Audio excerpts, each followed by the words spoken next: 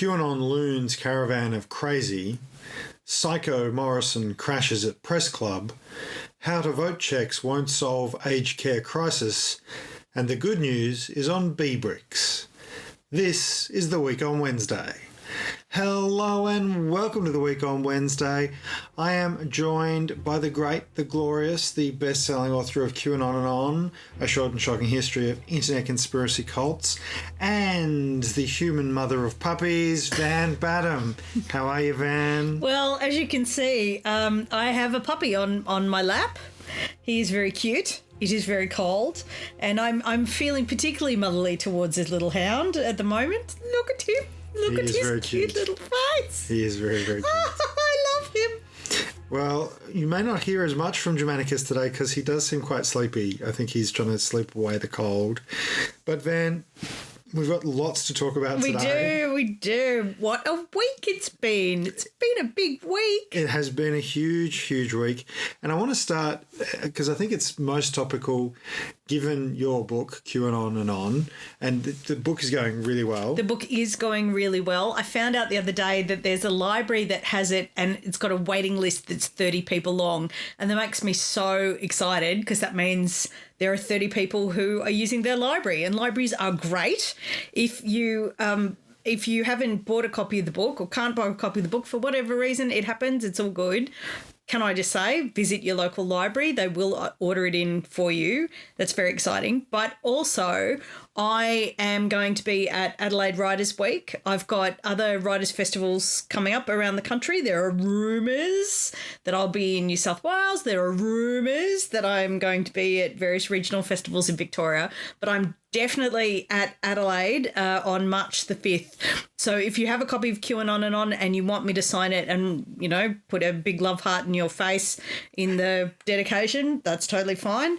But you can definitely come and see me there. I'm really excited. Adelaide's going to be really great. And of course, it's incredibly topical at the moment because of what I'm colourfully calling the QAnon caravan of crazy that has made its way to Canberra. And for certainly the last few days, they seem to have ramped up their activity. I think they've been there over quite a lot of the summertime. In various guises, in various configurations. Yeah, so they're like most things to do with the sort of conspiracy cult movement in Australia, they're taking their cues from overseas. Yeah. Like we know that. We know that about the anti-lockdown protests in Melbourne last year were part of an international coordination by a group based in Germany. Yeah. I doubt most of the people who were at those protests even knew that, which is really disturbing. Yeah. But the Australian Freedom Convoy Caravan, whatever they're calling it, random collection of words, they have taken inspiration from a convoy protest in Canada. Right. So in Canada, obviously, there's quite a lucrative border crossings between Canada and the United States, and various coronavirus provisions mean that you can't make that crossing unless you're vaccinated. Yep. And, of course, they're kicking off about it, and they had a convoy to Ottawa, which is the capital. Yeah. And to put this in context, Justin Trudeau, been quite a handsome gentleman, which tends to particularly upset QAnon believers. Right. It is no coincidence that a lot of the people they hate the most are not unattractive human beings. Justin Trudeau had his prime ministerial residence invaded by a QAnon person not that long ago. I talk about it in my book, and he's quite the target. Anyway, the Canadian convoy to Ottawa, businesses refuse to serve these people because they're unvaccinated and they are a public health risk. And this just really says everything about the morality of that particular movement. To get food, they raided homeless shelters. They went to homeless shelters and literally took food from the mouths of homeless people. And let's just put this in context. In Canada, what's the season in Canada at the moment, Ben? It's freezing cold. Yeah. It's snow. Yes, it is, Ben. So during a Canadian winter, freedom protesters took food from homeless people at homeless shelters. Great. What wonderful people they are. So The Australian convoy is copying the Canadian model because all of these people hang out together on the internet. You know, there is no coincidence that people do similar things. Is sort of an irony, right? Like these people bang on about global conspiracies and yet a part of a global conspiracy. Global conspiracy. Well, yeah. Yeah, right. Okay. Yeah, I believe there was some guy who these guys might be a lot more familiar with than they think, who once said something along the lines of always accuse your enemy of what you yourself are doing. Yeah. Yeah, there's rather a lot of that's going on. Yeah. So they've converged on Canberra. They had a small pile up somewhere on the way. That was the Pacific Highway. I saw. Yeah, a couple of utes who were part of the convoy. It's not a big convoy. But can I just say on that, like, it's hardly surprising. They were flying a giant flag out the back of a four-wheel drive, driving down the highway, and clearly the flag either came off and hit somebody's bonnet or got tangled up in some way, and then cars all just got piled in together. Like, these people have no regard for public safety. I mean, no, because the dead giveaway is that they are, of course, unvaccinated. Yeah, like, of course, yeah. I don't really expect people who are unvaccinated to think that road rules or public health and safety is in any way important. As well we know. In fact, reality is not hugely important to these people because, as you know, and as you and I have discussed to our mutual amusement, their target, of course, is Parliament House. Yeah. But they were demanding that the politicians come out and answer to their demands. Yeah. Which, of course, was not possible. No. Because the politicians don't live in Parliament House and over summer are at home in their electorates, which elect them to go to Canberra on sitting weeks to represent them. So they totally just... Yeah, so no one's there. There's nobody like there. It's apart from like cleaners, security staff, and Andrew Lee, who represents the seat of Fenner. Like, part of me, Andrew Lee, some of you may be aware, is a massive policy wonk. He's very representative of his electorate in Canberra. Andrew Lee from the Labor Party, and just highly erudite, very well educated individual, Dr. Andrew Lee. Dr. Andrew Lee, yeah. And it would be literally hilarious to see these people petition him. That would be a great moment in Australian political comedy. But they're doing things like they're outside the front of Parliament House. You remembered a particular speech. Well, I saw a speech today on Twitter that was from, I think, either from this morning or yesterday, where a guy is getting up there and he is not wearing a mask and there's a few people around and they're all flying the red ensign, which has become the flag of the... Upside down. Australia in distress. The red ensign is the red Australian flag that's used by the Merchant Navy. Yeah, absolutely. And by the way, shout out to our comrades at the Maritime Union of Australia who have condemned their use of this flag, a flag where many Australian seamen died during the Second World War under this flag, by the way. But anyway, they're surrounded by this guy, and this guy is basically saying, if you're not wearing a mask and you get asked to wear a mask by a police officer, ask them how many pedophiles they've arrested in the last 2 years, because I haven't heard of any, and that's, BS, and that's what they should be focused on, not arresting mothers in parks. And it's just like, hang on, you've gone from 0 to 1 million in literally the space of about 3 sentences there, mate, But I just want everybody to be aware that this is QAnon stuff. Yeah. Obviously, when they talk about pedophiles, when they talk about the deep state, part of me was wondering, and so I sort of need a bit of a break from hanging out with them online, as you know better than everybody, given the nightmares. When Ash Barty turned up playing her final in red shoes the other day, and red shoes is something they latch on as a symbol, I just thought, Jesus, no, not Ash Barty, please God. But we moved, I didn't dwell on it.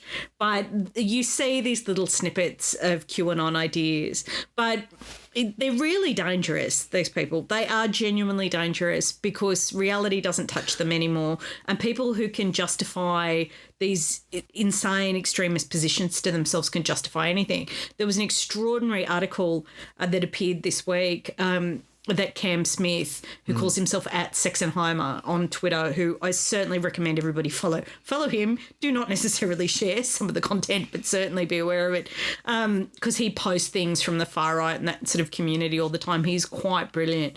And he posted this article about a woman from the Sovereign Citizens Movement, which is another sort of faction of the generic loon octopus, a tentacle of the loon octopus. And Sovereign Citizens believe this sort of legal mumbo jumbo nonsense garbage where they say that Australia is a legal fiction and that we were made a corporation, and they essentially think that if they declare themselves sovereign, that the law doesn't apply to them. Unfortunately, rather a long a series of legal defeats have proved to these people, or should have, that this is not in fact true. But the one that Sexenheimer shared was this woman who had done some criming. Yeah. I can't actually remember the precise crime because the aftermath was so significant. Criming was done. Yeah, the criming was done that resulted in a police chase. Yeah. And it was arrested after a police chase and has now failed to appear at 2 court appearances, and has said that she was very traumatised by the police chase and therefore just couldn't go to court and relive it all. And it's like, yeah, that's not a thing. Like, if you have done some criming and the police are chasing you, yeah, and you were told to appear to court, look, maybe there was a huge misunderstanding. Maybe there was. Yeah. But you don't get to say, I can't go because I'm traumatised. Sexenheimer made the point. He's like, rather a precedent for the armed robber community there. Like, yeah, that's right. I did some criming, you chased me, it was traumatic, so I just can't face a court for my... And I just, I've been punished enough. It is just on the left, right? Like, on the left, there is a tradition. You go to the demo and you know the cops are going to thump you, and they know that they're going to thump you, and everybody knows where they stand. Yeah. And you don't go to... There'll be a thumping. There'll be a thumping. And you're proving your point. You're proving how committed you are to whatever you're demonstrating. Yeah. And I've been thumped by police all over the country for various reasons. And you know, like, you see it in one another's eyes, and you cop the thumping. And the copping the thumping is part of communicating to the broader community that you are so committed to the cause that you will cop that thumping, and you won't whinge or complain about it, but you will take the pain because that's the issue. These people on the right, the Q-loons, who are genuinely shocked that legal processes apply to them, and genuinely shocked that cops will say, hey, why don't you put on a mask? I'm just like... Well, they have no sense of sacrifice, right? Like, what you've just described is a willingness to sacrifice your own personal safety for the betterment of your cause, which you believe is in the common interest, right? Like, that's where that framework comes from. What these people are prepared to do is sacrifice other people's outcomes and other people's safety for their own outcome. So it's so perverse. Like, I just want to bring it back to one of the things that they've been doing is raising money on GoFundMe. Right? Oh, this is amazing. So they've raised $160,000 for one of these people to drive across the Nullarbor from WA to Canberra. Who's a doomsday prepper. Right. They're raising $160,000. That's a hell of a doomsday. Yeah, that's your champagne doomsday that he's preparing for. $160,000. What about Campbell's soup? I just find these people such absolute meringues. You know what I mean? It's like, cop the thumping from the cops like an adult and pay your own way to bloody get there. Well, but they're just not going to do that. You know, they're just not going to do that. They don't understand how the rest of society works. They don't understand why they're not just allowed to do whatever they want, whenever they want, because they say they can. And it's spilling into the mainstream so much more, even now. And I think a lot of people maybe thought this would start to go away after the Trump presidency ended. Of course, it hasn't. If anything, it's become at a whole nother level with COVID as well. And even just this week, just yesterday, they were protesting outside the National Press Club because, of course, Scott Morrison, Prime Minister of Australia, for another 7 minutes, was giving his press club address the week after Anthony Albanese gave his. And I got to say, the Morrison Press Club address, Van, it was an absolute train wreck. Yeah, look, it could have done with some loons for entertainment purposes only. Like, if the loons had have burst in, and I don't know if I dreamt this or if it was true. If somebody could check the journalist Josh Butler's feed, Josh from the Guardian, because I seem to recall that he had a photo of someone in an actual tinfoil hat outside the press club. But like I said, I may have dreamt it. I've had these people on my mind way too much. But but a bit of disruption by loons demanding that the lizard people be arrested. I think Scott Morrison's belief in God would have strengthened had that happened, because he looked pretty much abandoned by God yesterday. It really was. It really was an abandoned by God speech. It was so boring that at one point, Barnaby Joyce, Deputy Prime Minister, Leader of the Nationals, the right hand of Scott Morrison, was face palming so much people thought he was passing out. Michelle Grattan, I mean, that's not unreasonable. Yeah. Given what we know about Barnaby. And there is wine normally served at lunch at the press club. But Michelle Grattan, veteran journalist, veteran political journalist, has seen it all, heard it all, looked like she was falling asleep. I don't know if she was or not. Extraordinary but the photo. I mean, if she wasn't falling asleep, she was literally bored into stasis. It was remarkable that in a room stacked with his own ministers, with their staff, and you and I have with his big donors. You and I have spent a lot of time at the press club in our time. We have been involved in a number of those events. I have never seen a room so stacked at such a high level. Yeah. Like, that was essentially a cabinet meeting with serviettes. Yeah, that's right. And it was very surprising, just the level of, the invitation list was quite extraordinary. And look... And let's remember, Parliament is not sitting. That's right. They had been roped in there. They had been flown in from all over the country. I love this, that the loons outside Parliament House going, come out and meet us. And it's like they're all at the press club, dude. Yeah, like, they're down the road. But it was the most horrendously boring speech, I have to say, and it was really a rerun of the same press conference he gave 2 or 3 weeks ago, where he gave that kind of activity list as though he was the country's chief accountant. We've bought this many masks. And 140,000 units of schmear. It was just...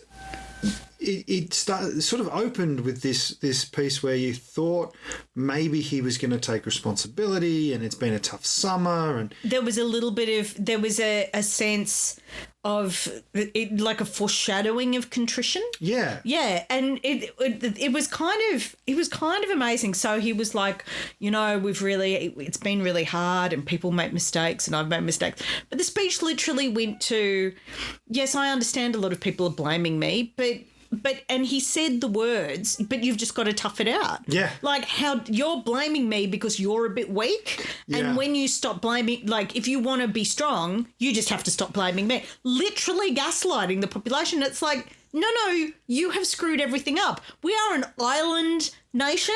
We had the opportunity to save ourselves from coronavirus, and you didn't do that. You're in charge. At the same time, he literally said the actions of my government have saved 40,000 Australians. Yeah. Oh, the actions of my government have saved 40,000 Australian lives. But it was just sort of extraordinary, because he listed, we had the fires. It's like, yes, which you totally mismanaged and went to Hawaii in the middle of, and we've had floods and we've had this, and it's like all of these things. He should have mentioned the mouse plague, which, by the way, he didn't manage at all. Yeah, that's right. All of these other disasters. It's almost Australia, if you're a believer. It's like God just might be trying to tell us something. He did use the word pestilence in his speech. Yeah. Which was interesting.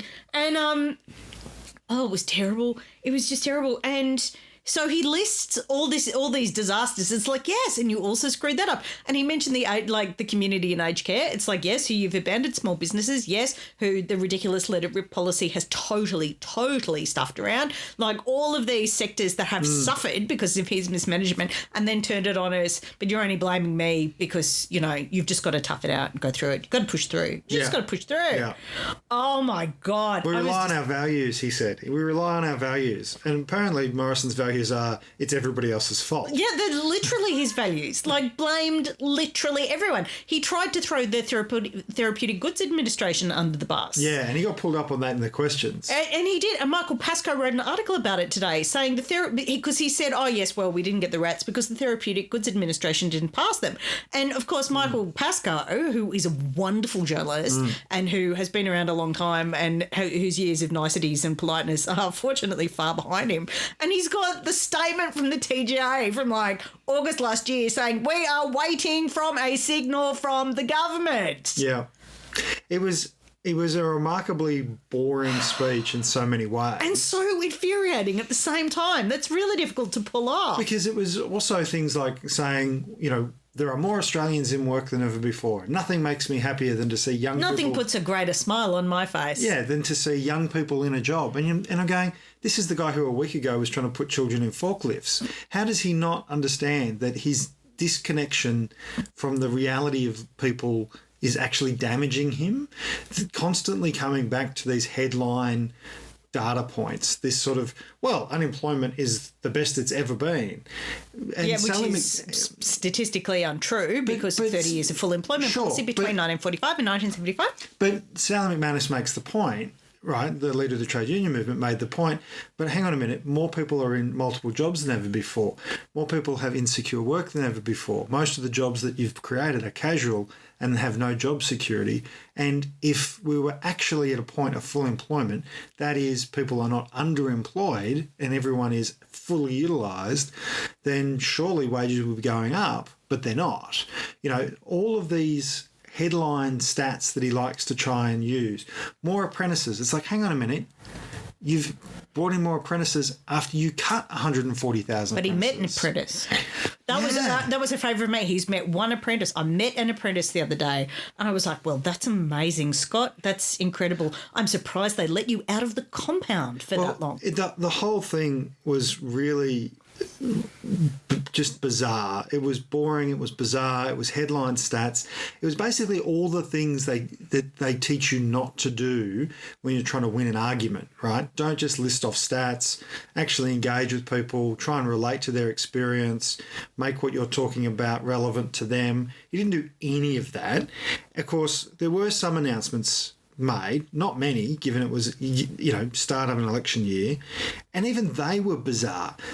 So he announced a new manufacturing plan and one... Oh, yeah, we're going to solve our problems with manufacturing. That's amazing. You've been in government for 9 years. You have presided over one of the great collapses in manufacturing. You were part of the government that stopped Australian car manufacturing. Sorry, Ben. Yeah, but exactly right. The point was made by a union official on Twitter that if we'd had one new manufacturing job for every new manufacturing plan, then we'd actually had tens of thousands of manufacturing jobs. But we haven't had that. And now we're just making announcements for the sake of making announcements. One of the other things that was announced yesterday, Van, which I know is close to your heart as it is mine, was around universities and research. Oh, man. So we know universities didn't get JobKeeper. For some unexplained reason, universities were not provided the means to continue their operations. There have been absolutely shocking cuts in university departments, shed staff. It is an absolute disaster in the sector. We all know that. The theatre department at Charles University in Wagga I was working at last year has gone. We do have these personal experiences of it. But the focus, according to Scott Morrison, is going to be on commercialisation. We're just not commercialising our research enough. Which I think is a fundamental misdirection, right? So in this speech, he says that our research, 95% of our research, or some huge amount, is classified as world-class. The independent bodies that measure these things, that rank these things, say that our university research is world-class. In the same speech, a few sentences later, he says that our OECD commercialisation rates are well below average. So in the same speech where he says our researchers are world class, he basically says our company executives don't get it, don't understand how to commercialise it, aren't really engaged, not interested in how to turn research into new products, new services, new ideas. And so what's the focus of the Morrison plan on research? It's to give more control of research to underperforming corporations and corporate executives and less independence to universities and researchers. Yeah, absolutely. And it's been rightly condemned by academics and education groups Because what inspires new products and what inspires innovation is actually academic freedom. Well, there's not a lot of academic freedom in Australia, as much as there should be, given the fact you have people like the Prime Minister's friend Stuart Robert, Pastor Stu, who has been personally intervening to knock off research grants for various projects that have, of course, been passed by all of the expert authorities that determine where research grants should go. So we have that. We know that staff losses mean a curtailment in research. We know that universities are cash-strapped and underfunded. But also now the solution to a problem that the government itself has created is just to corporatise and outsource the taxpayer-funded resource of universities to multinational corporate control. It's bizarre. It's bizarre. So it's just more of the government getting Australian taxpayers to subsidise supposedly, entrepreneurial profit-making corporations, just like with JobKeeper, where it was our taxation revenue that plumped the pillows of some of Australia's richest businesses who didn't spend it on maintaining jobs, but rather insulated their own bottom lines with it. And they're taking the same approach to the university sector. It's, totally outrageous. It shows this reversion to ideology that we've been talking about from Morrison, that these 1920s style policy prescriptions of just give corporations more money and they'll solve the problem. Look, I want to talk about the questions, because as boring as the speech itself actually was, the questions section of the National Press Club address was really entertaining in the end. I love the fact that I missed it while it was happening. I was taking a meeting and I'd left this really boring speech just going, oh my God, I don't know how many more of these I could take. And I came back and you were like, oh my God, I was like, what has happened? Well, it went from a kind of a mood, a fairly flat mood in the room, and you only really get this when you watch it, but you can see it's a sort of flat mood in the room. People are bored. People kind of are not expecting anything major. Certainly it wasn't a speech that closes a 12-point polling gap, right? And then the journalists basically lined up one after another to kick Scott Morrison. And I have to say, it was actually really beautiful to watch because they actually took him to task. His speech was, as we've discussed, awful. Laura Tingle kicked it off with a "will you apologise for," and then listed not all of his crimes, but certainly a number of them, and he essentially refused. And the thing was, the room kind of giggled about that, right? They kind of giggled when Laura asked the question, because they know it's been well reported that Morrison doesn't like Laura Tingle, won't go on the show, 7:30 report with her, all that sort of stuff. And so when he gave this kind of answer and she said, so you won't apologise, and he said, well, I feel I've given my answer to that, and there was a little chuckle, you got the impression, oh, this is going to be one of those. And then it started. I reject the premise of the question. That's his line always, isn't it? But it started. You had News Corp journos, Channel 9 journos, Guardian journos, all taking paint off the Prime Minister. And it was everything from, and the one line that I really liked was the how to vote checks. Because, of course, and we'll talk a bit more about this, the announcement that he made earlier before the press club and reiterated at the press club, the up to $800 up to bonus payments to workers in aged care.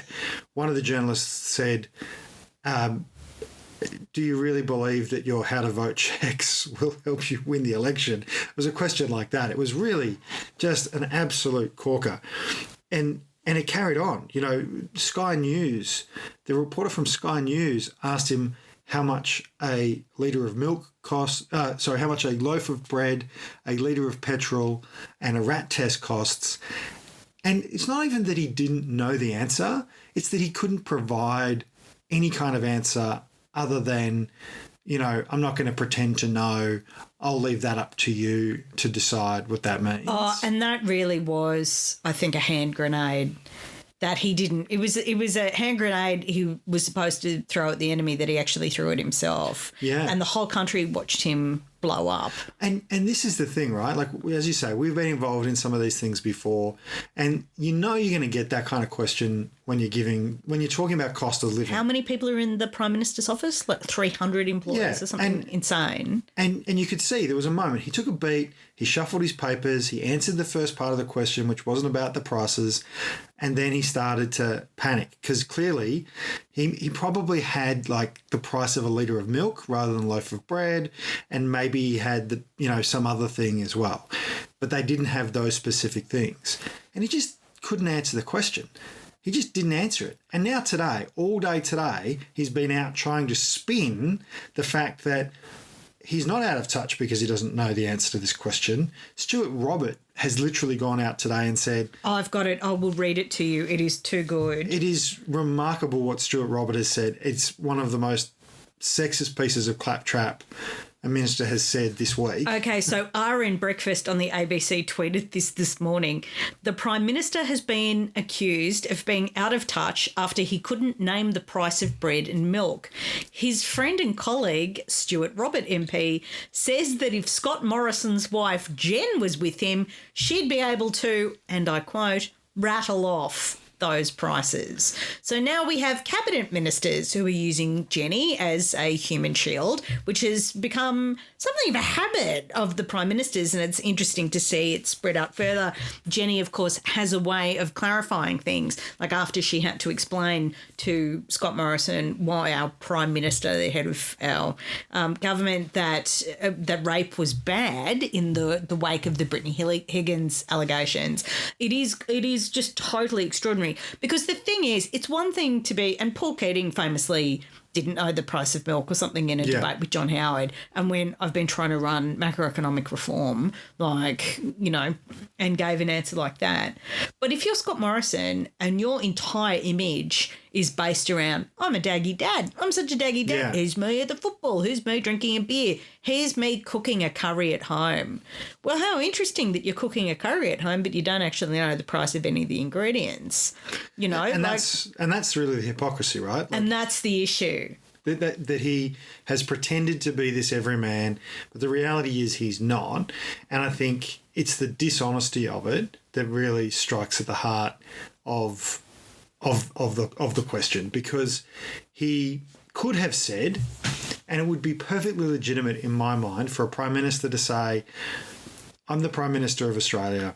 The reality is I'm not the person who does the shopping in my household, and I don't have a daily grasp on the cost of milk or bread.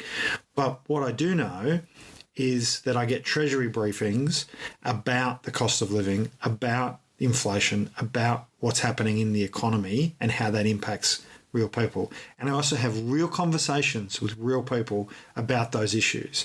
So I can tell you that we need to put downward pressure on prices. I can tell you we need to lift wages. Like, he could have given that answer. Oh, but you know what's even more extraordinary is that this is a government that has militantly defended keeping the rate of new starts so low. Yeah. That it was doubled during the big lockdown phase of coronavirus, and people were actually getting ahead and putting their lives back together, and then they snatched it away. Yeah.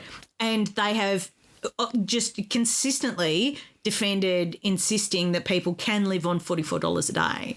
Well, that doesn't really hold a lot of water if you don't actually know what groceries cost. Yeah. Because I've been on the dole, and let me tell you what, I ate bread, and I did drink milk and tea and beans and Vegemite and sometimes mince and sometimes apples, might have a banana occasionally.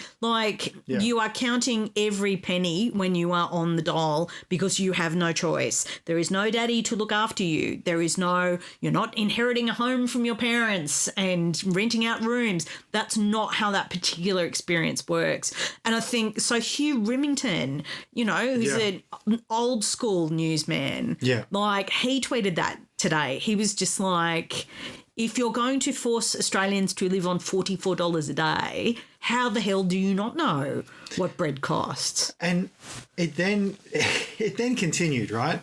Because Peter Van Onselen, who himself is now the subject of quite some serious questions about his own behaviour, which we're not gonna cover off here today because I think that we need to get some more information about. And the matter will be before the courts. Yeah, absolutely. And in these issues, I'd just like to remind everybody, sometimes I get emails from people who are very emotional about allegations that get made going, why isn't the mainstream media covering this? And I just want to clarify, because if a matter is before the courts, that can be a reason why things are not reported and not spoken to, because otherwise you can jeopardise a jury. You can jeopardise a jury, and it is different in America. It's one of the many things that is different between Australia and America. And sometimes if things aren't being reported, that is why. Yeah. So, look, we'd encourage you to check out the Guardian's reporting of that issue. Yes, Amanda Mead has written an excellent article about allegations that have been levelled against Peter Van Onselen, which we recommend that you read because Amanda does everything by the book. Absolutely, absolutely. But his question at the press club yesterday was quite the bombshell, and it builds off this image issue that Morrison has, because the question that Onselen had was that Gladys Berejiklian, former Premier of New South Wales, and a Liberal Cabinet Minister, present Cabinet Minister, in the Commonwealth Cabinet Minister as well, so in Morrison's cabinet, was having text exchanges with each other where... Have you got the quotes? They called him a horrible, horrible person. That was Gladys.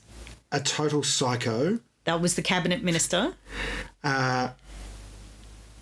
More interested in politics than in people. That was Gladys. Yep. And basically that he couldn't be trusted.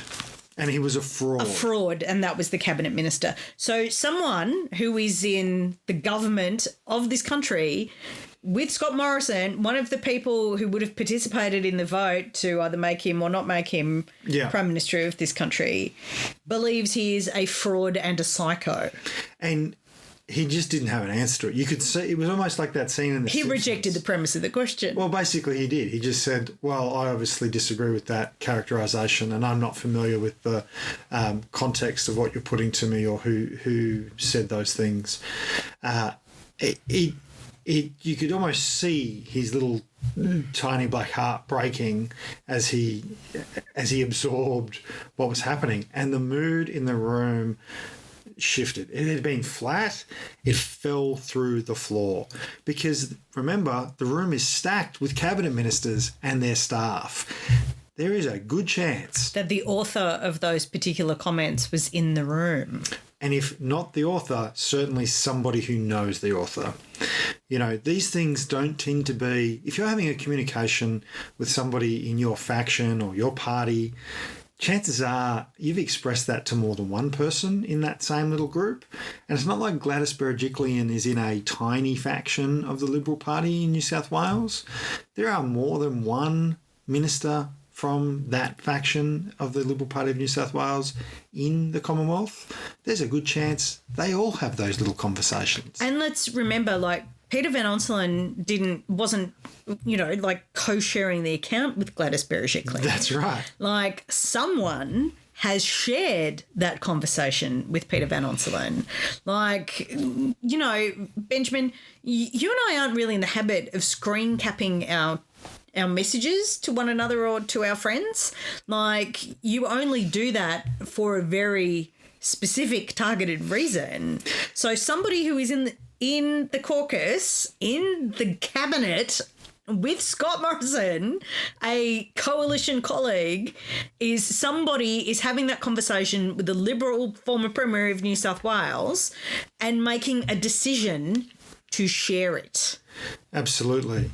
It's a disturbing thing, and it really goes to the heart of whether you can trust him. And his whole pitch in this speech was about trust. Trust me to manage the economy, trust me to manage the pandemic, trust me to manage the government. And yet, clearly, his own cabinet colleagues somebody in his cabinet mistrusts him so much that they are leaking private communications in order to undermine him. It's a pretty remarkable state of affairs. Of course, the questions continued on because by this point, he had already said that he would stay and answer every question, right? So even though the ABC broadcast had ended, it was still on ABC News. And it was, what should have been a sort of hour-long session became a 90-minute plus session as journalist after journalist decided, hey, now's a good time to take paint. Samantha Maiden got up and asked the question about MPs claiming allowances.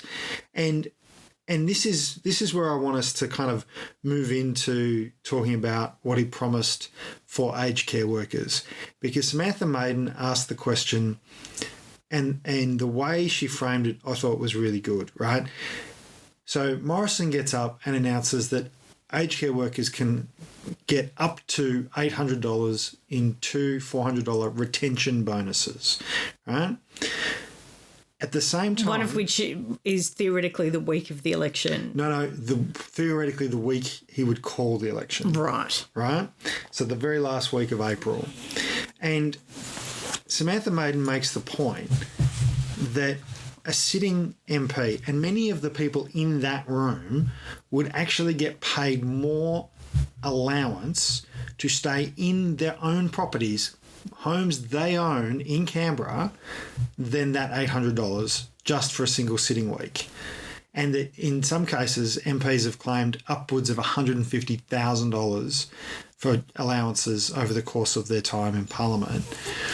And basically said, how do you justify that? And will you tell your MPs and senators to stop claiming it for staying in their own homes? Look, if you've got to stay in a hotel, fair enough. In most jobs, if you've got to stay in a hotel, work pays for it. But the point is, these people own this property. This is an asset that they retain. And she made the point.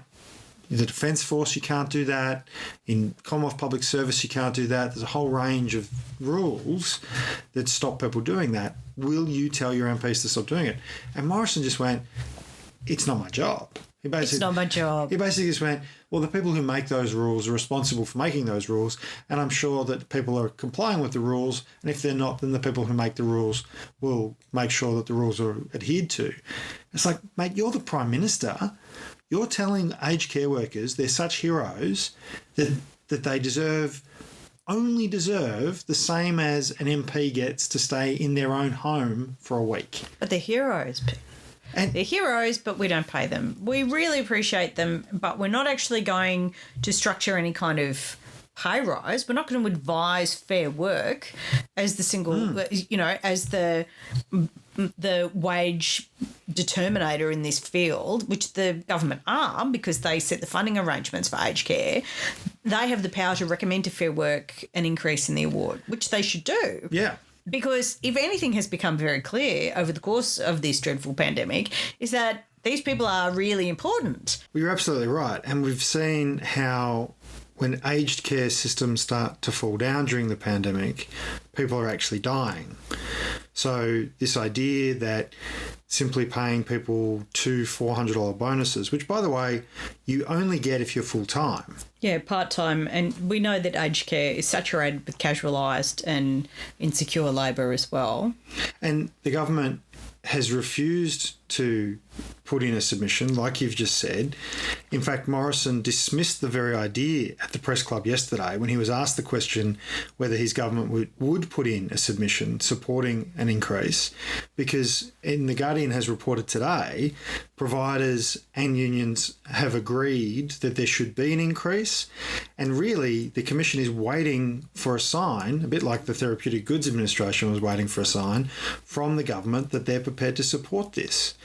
And it's somewhat, I don't know if the irony is probably not the right word. You'll probably know the right word for this, Van, but it's synchronous perhaps that 10 years ago the community sector won its equal pay case when unions and the sector said yes, wages are too low, and the government said, as the major funder of the sector, we agree that we need to increase funding for wages, and the ASU, under the leadership of then Secretary Sally McManus in New South Wales, now of course Secretary of Unions Australian Unions, has won the case, and wages have gone up in that sector. Yeah, by an extraordinary amount. It's huge, isn't it? Yeah, it was like a 50% pay increase in the end across the sector. Yeah. Which was based on what they were worth and what their labour was worth. We undervalue care labour in this country by shocking amounts. The people who have literally life and death jobs in care, not just in the aged care sector, but in early childhood education and in the disability sector, are some of the worst paid people in the most insecure conditions within the economy. I'm sure it's just a coincidence that these are heavily female-dominated workforces, Ben. I'm sure that's just a coincidence. Well, I think it's also really telling, and it's a good time as any for us to tell people now is the time to join your union. It's a really great time to join a union. Do you know why? Because it's always a great time to join a union. That's right. And you can go to australianunions.org.au/wow to sign up right now. And, I mean, if you're in aged care or any of the caring sectors, healthcare, disability support, whatever it might be, you know, you would be totally bereft, I would think, if you weren't a member of the union at the moment. The sector itself, the aged care sector itself, has been really clear that these so-called retention bonuses are not going to solve the problem. I mean, one journalist in the press club yesterday literally called them how to vote checks.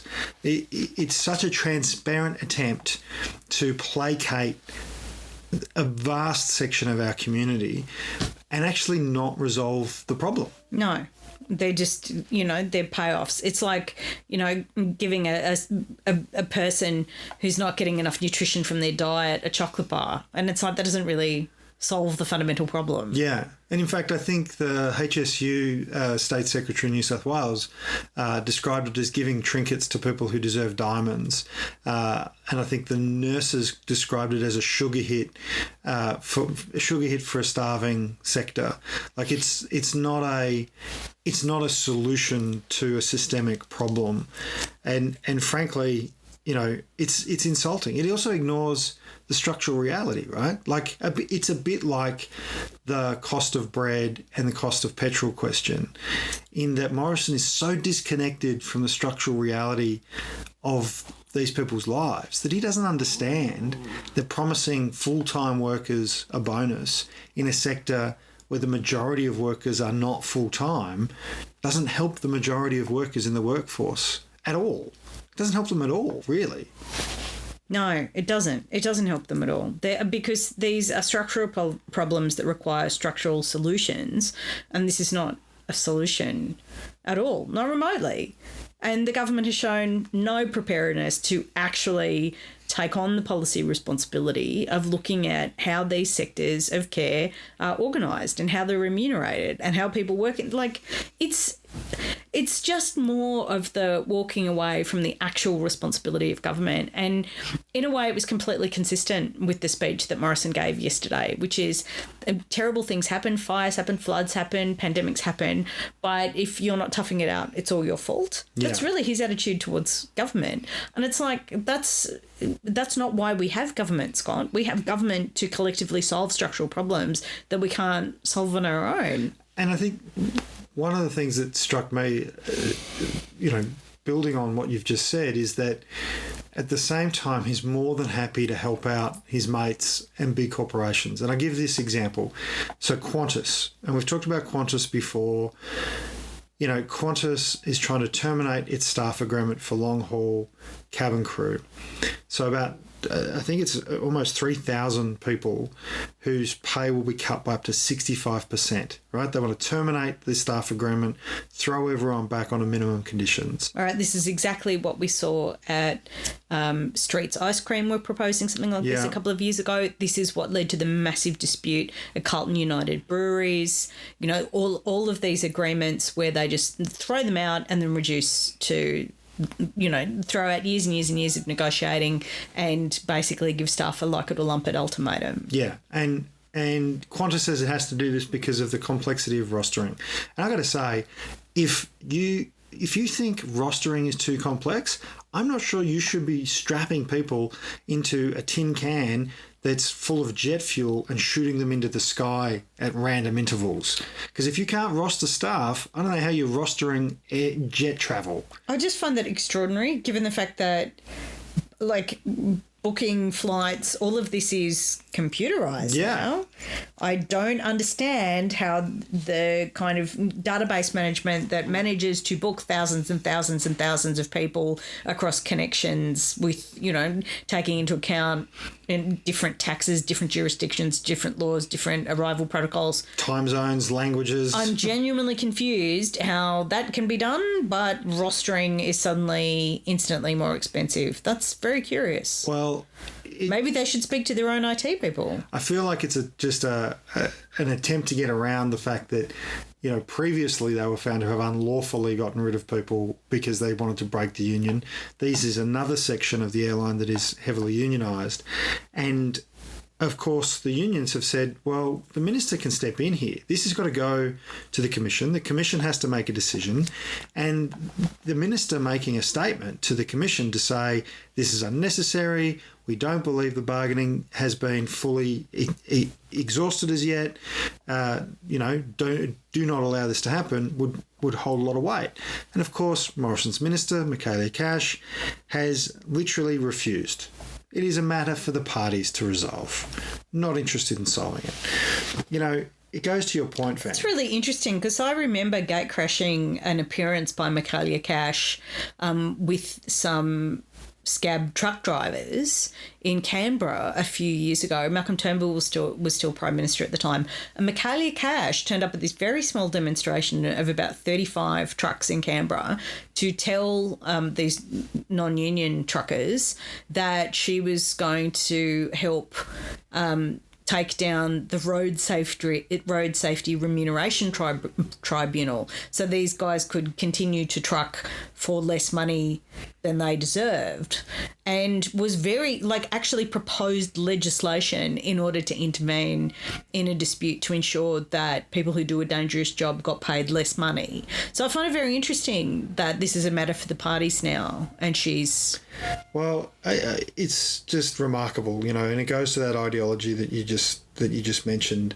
And frankly, at the same time, Morrison's happy to give Qantas billions of our dollars. You would think that some of that money should go into protecting the jobs and the working conditions of the actual Australian workers who work at the company, rather than just the executives who run it or run it into the ground. How much does Alan Joyce get paid? Millions of dollars. At one point, he was Australia's highest paid CEO. I don't think he is at the moment. Oh, Alan. Yeah, I think it's tough times for Alan at the moment. I think it's because I seem to remember he got $35 million 1 year. I think that's right. Yeah, I think that was $35 million in a single year. Yeah. Now, some of that was probably stock. Yeah. Probably not all cash. And look, he's got a lot of expenses. Yeah. Costs a lot of money to be Alan Joyce, I'm sure. Yeah. Yeah. The travel alone. Oh, no. No, travel's probably free. Wow. Yeah. Well, would you spend $35 million a year on? I don't know. Now, that's a guy who doesn't need to know the price of bread. Yeah, that's right. Yeah. Probably, $1,000.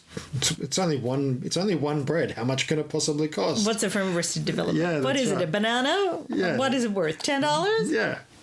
I'm sure Alan Joyce has that conversation with his servants every day. I want to give a quick shout out as well, Van. We got contacted by some workers who have, some representatives from some workers who are currently right now on strike at Sunrise. There are 300 workers on strike. Sunrise, and I did a bit of digging into this because Sunrise is claiming that they can't afford a proper pay rise and effectively are proposing a real wage cut for these workers because they had a rough year. And look, they had a rough year last year, but this year's crop is 10 times last year's crop, 10 times.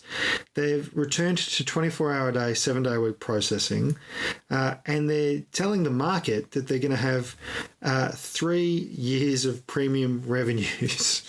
Like the duplicity of these sorts of corporations saying to the workers, times are tough. We can't afford to pay you. We have to cut your leave entitlements. This is the things they're saying. At the same time, telling investors and the stock market and suppliers, oh no, it's all good. Things are going to be great. Things are going great. Now, if times are tough, times are tough. But this is not a company in tough times. This is a company that's having a boom. And our solidarity goes out to the 300 workers who are currently on strike, demanding their fair share. Yeah, solidarity, guys. And thanks for getting in contact with us as well, because this is outrageous. And you just see it again and again and again, is the double talk. The double speak is the Orwell term, where, it's out, they talk out of one side of their mouth to the workers and out of the other side of their mouth to the market, investors, shareholders and everybody else. And it's just like, who are these people? Who are these people who just truck in lies and exploitation? It's awful, isn't it? It is. And just at one point that, being counter or human resource manager, at one point they were a student, they were a young person training to go into this profession. And I'm just like, how do you sleep at night? Whose life are you making better and for what? Yeah. Yeah. Well, look, thanks to the internet, it's very, very hard for them to continue to get away with that sort of thing. So our solidarity to the United Workers Union members at Sunrise on strike today, and with all workers around the country who may be taking industrial action. Do let us know. Do get in contact. Van, it's time for the good news, and the good news is about... Bees. Bees. I love talking about bees. I'm so into bees. I'm totally pro-bee. And in Britain, 250 of the 270 bee species... Obviously, we know that there have been terrible problems with bees and declining bee populations. Humanity is a very bad sign. No bees, no food, right? Yeah, no bees, no food. So we got to do whatever we can to save the bees. And the solitary little buzzers, the 250 of the 270 species, have faced habitat collapse because of urbanisation and the rest of it. So the city of Brighton and Hove, which is one of my favourite parts of the UK, I have spent some very, very beautiful days in Brighton in particular, has mandated a bee brick policy in the construction of all buildings higher than 5 metres. Wow. So they make bee bricks, which are regular, well, they're the proportions of bricks and they're very, very strong, but they've got sort of honeycomb holes for bees to nest in. It's fantastic. Yeah. So because they observed that bees were making homes in crumbling buildings and were sort of infesting parts of buildings and things. And rather than go, oh, this is terrible, the bees are aggravating the decline of the building, they were like, hey, we can actually solve two problems. We can provide a home for bees as well as use structural materials that will perpetuate the building, which is amazing. And it's been successful. Yep. And they're now working with the Royal Society for the Preservation of Birds, because they have one in England, from whom I've bought some lovely jewellery in the past. And they're going to make swift bricks as well for the swift, which is, of course, a migratory bird that spends some time in Britain and some time in Africa, tiny little birds, and who had the same issues, that their habitat was collapsing because of urbanisation and the rest of it. And I just love things like this. Like, it's looking at coexistence. How can human beings have the things that we like? Buildings, for example. Homes, shops, the rest of it, without killing the things like birds and bees that fundamentally is part of the ecology of the planet, keep us alive. That's right. So yoo-hoo to Brighton and Hove. And it's mandated. Like, it's obligatory. It's like if you're building a building, you've got to create a space for the bees. This is fantastic news. I love stories like this. Literally, no bees, no food. And if you're scratching your head going, why do they keep saying no bees, no food? I want you to Google that, because it's absolutely real. Bees are an important part of, the growing of food on our planet. Yes. So, that's really great news. Yeah, I liked it. I like bees being alive. I feel better in a planet with bees. That's right. And, of course, Van, as we now do at the end of every show, we want to acknowledge those listeners who have been able to and chosen to make a contribution to supporting the production and promotion of the week on Wednesday. And thank you to everybody who has been helping us out. The thing with we do the week on Wednesday because we want to have a conversation about politics and about political issues that we didn't see was happening in the media, or wasn't happening at the extent that we thought was appropriate, was needed. Appropriate, needed. And obviously there are corners of that, and we support the journalists and commentators who do speak to that. But the whole idea of the week on Wednesday is to have a broader conversation and have more policy ideas and ways of thinking on the table. And so your support means that we can advertise the show and get it in front of more ears and have a bigger conversation with more people. And we rely on you to share it and help us promote it, because that's how we get the word out. Yep, and I have to say it's been hugely successful. January, despite the fact that we had the first week of January off, was our largest ever month for downloads in the history of the week on Wednesday. And that's because of people listening, sharing, commenting, and people making a contribution that has allowed us to come back with a bang and get the advertising out there and the promotion of the show out there to more and more people. So we want to acknowledge our cadre and our Extending the Reach contributors.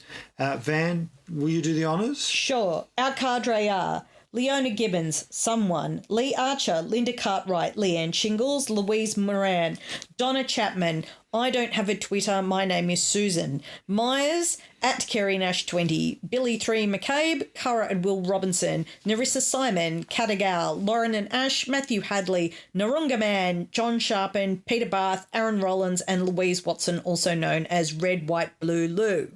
And our Extending the Reach contributors. Sandy Honan, at Gail Vest, Greg Mart, Trainer, Amy Fawcett, not on Twitter, Sarah and Kay Tui, Bo Sullivan, Elian and Andrew, Ivor Spillett, Jennifer Berkeley, Andrew Bryan, Tamara James, Peter O.C., Linda, Sam Hadid, Keir Patterson, Lizette Twizzle, Bunkum Basher, Katie Ward, Daniel Slavin, at The Real Neville Longbody, Sandy Baumgart, also known as at Not Sandy B, Melody Patterson, Renee McGee, Stuart Munn, Claire, Joe Lapino, Steph, Rachel Fitzpatrick and Pauline Bate.